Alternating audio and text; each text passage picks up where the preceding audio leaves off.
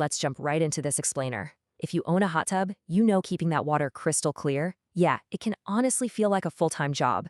Today, we're diving into a practical, step-by-step masterclass on rescuing a dirty, slightly green hot tub using proven, real-world professional methods. We're going to look exactly at how the pros handle a tub that started to turn.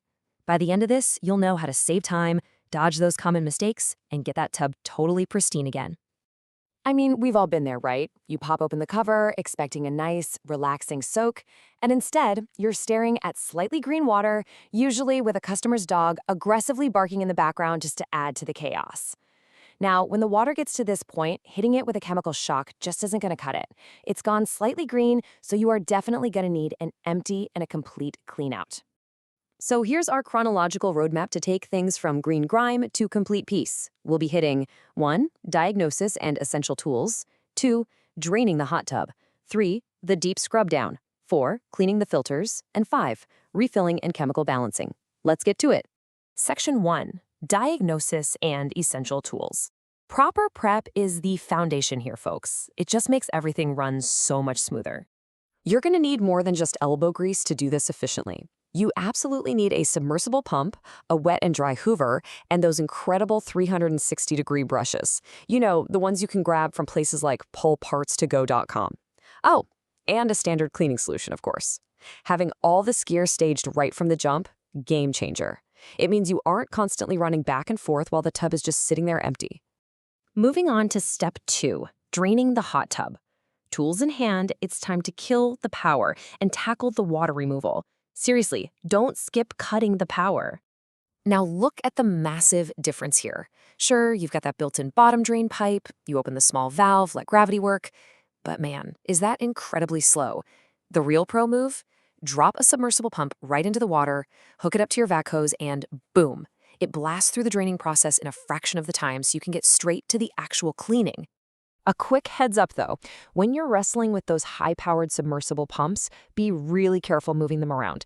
If you aren't, the hose can easily pop right off the tail and bam, you're getting sprayed head to toe with dirty hot tub water. Definitely a classic hazard of the job, so just watch your step. Section 3, the deep scrub down. The water's dropping, so the real manual labor begins. This is the ultimate multitasking phase. While that water is still draining out, start scrubbing the walls. That 360-degree brush we mentioned, it is phenomenal because it gets right into those tiny, awkward gaps around the jets that a normal pull brush literally just glances over. Once it's mostly empty, grab your wet and dry Hoover, vacuum up the leaves, and suck up that last annoying bit of leftover water. Then, mix up a quarter bucket of fresh water with your cleaning solution and give those jets and surfaces a really good scrub. Depending on the weather, you might actually run into a pretty funny wardrobe situation here. Like, picture this. It's freezing outside, so you're wearing heavy shooting socks, but the leftover water splashing on your feet inside the tub is still nice and warm. Kind of a weird feeling, right? Also, pro tip, because the cleaning solution is specifically mixed to be pretty weak, you don't even need to bother with heavy rubber gloves. Just get right in there. All right, after the scrub, it's rinse time. You'll pump out that dirty rinse water using the submersible pump. Now, doing this balancing act, holding the pump, rinsing, pumping the dirty water out, is tricky enough on its own. It's honestly even trickier if, say, someone stole your GoPro headset the other day and you're stuck holding the camera with one hand while you pump out dirty water with the other. Okay, step 4, cleaning the filters. The main shell is spotless, so let's tackle the hidden components. Look, you can have the cleanest shell on the planet, but if these filters are gross, that water is turning green again, guaranteed. So pull out the main filter and hit it hard with a garden hose to jet it down. You'll want to pay close attention to the O-ring. Make sure you clean off all that sticky black oil that tends to build up there. And don't forget the secondary internal filter. Wash that out too. Once they're both totally pristine, slot them back in, secure the lid, and pop that little drinks holder right back on top. Oh, and if you happen to spot a stray leaf sitting at the bottom of the tub during all this, don't stress. Just grab it at the very end. Keep your workflow moving. Almost there. Step 5, refilling and chemical balancing. Time to bring this hot tub back to life. This restart sequence is absolutely crucial. You can't just flip the switch and walk away. First up, fill the tub with balanced water. Sometimes you can even use shared pool water if it's got the exact same chemicals. Once it's full, go ahead and turn the power back on. But wait. Let the system prime up naturally. If you rush it, you could burn out the motor. Once it's fully primed, then you can fire up those pumps.